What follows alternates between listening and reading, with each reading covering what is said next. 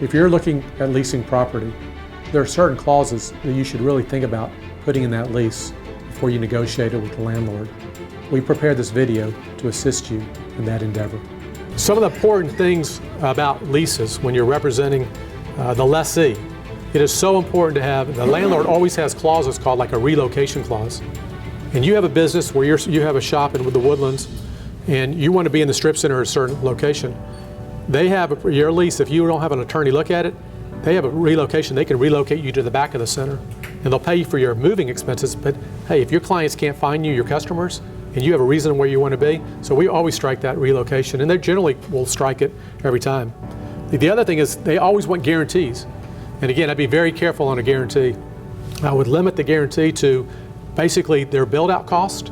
So if the landlord's putting a lot of money in, if they're putting $100,000 in, then I say, okay, we'll guarantee it for maybe the $100,000 and maybe for the first year of the lease or the second, but we try to get that lease burned off.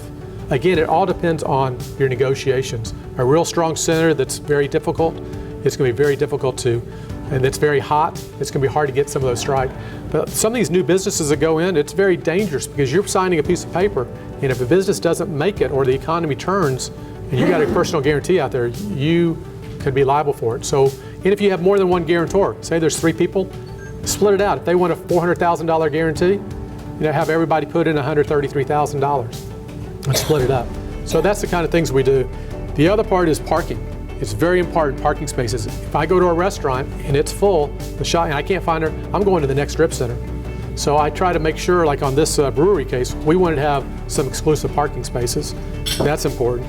The other part is expense stops. We like to have expense stops.